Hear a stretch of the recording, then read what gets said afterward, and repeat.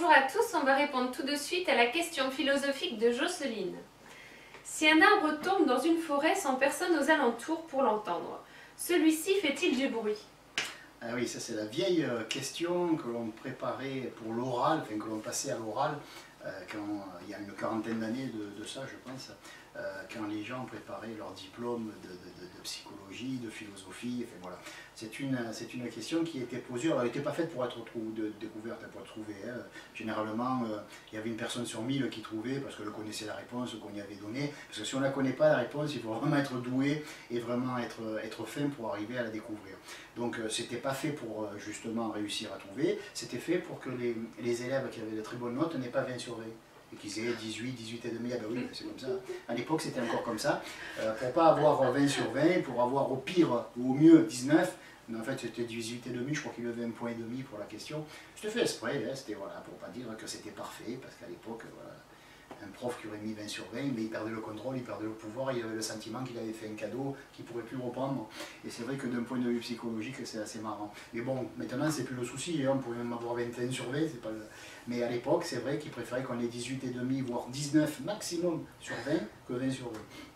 Donc il posait cette question, et bien sûr tout le monde se plantait, et personne ne trouvait la réponse. Voilà. Et les profs à l'époque, ben, ça a été bien gardé jusqu'à il y a une dizaine d'années à peu près, et personne ne donnait la bonne réponse, bien sûr, parce que quand la personne disait je ne la connais pas, quelle est la bonne réponse, ben, on ne lui disait pas, et on gardait pour les prochaines fois.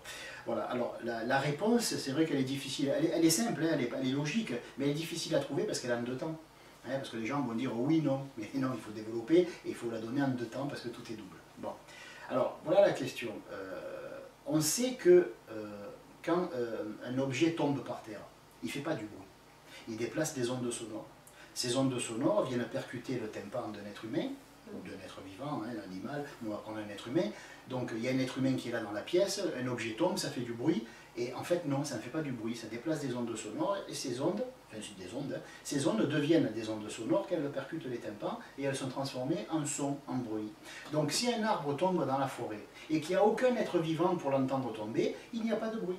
Ça, c'est la bonne réponse. Il ne peut pas y avoir du bruit, parce que pour qu'il y ait du bruit, il faut qu'il y ait des tympans humains, ou d'un être vivant, et à ce moment-là, là, il y a du bruit. Mais en fait, il y a simplement une propagation d'ondes, des ondes qui sont dans l'air, comme ça, et comme il n'y a pas de tympan, il n'y a pas d'oreille pour l'entendre, alors il n'y a pas de bruit. Il y a simplement, bien sûr qu'il se passe quelque chose, hein, parce que toute cause a un effet, mais cet effet n'est pas du bruit, mais simplement des ondes. Et ces ondes sont transformées en ondes sonores une fois qu'elles touchent, qu'elles viennent frapper le tympan et la conscience d'un individu. Voilà. Donc un arbre qui tombe dans la forêt, s'il n'y a pas d'être vivant pour l'entendre, il ne produit pas de bruit.